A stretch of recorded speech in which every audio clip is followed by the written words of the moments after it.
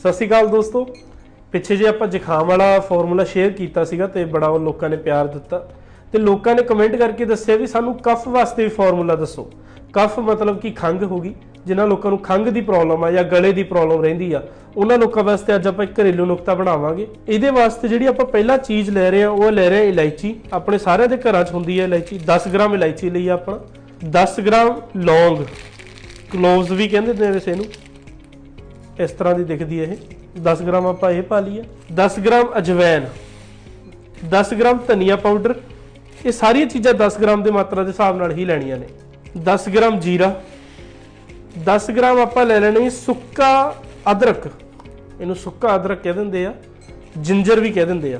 ते नाल आप 10 ग्राम ले लेनी आ काली मिर्च। तो एक दोस्तों ये आप 2 इंच तकरीबन इन्नी क दालचीनी की पा देनी आप स्टिक। इनू आप छोटा छोटा पीस करके ये मिक्स कर देना। इनू हुण आप कुट के इहदा पाउडर बना लेना सारे का। कुछ इस तरह की पाउडर फॉर्म में बन जाएगी। इनू तुसी एक एक चम्मच सवेरे शाम लेना शुरू करना है।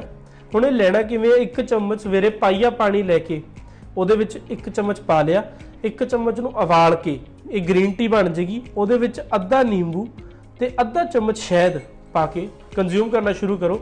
गले वास्ते दी बेस्ट साबित होगा।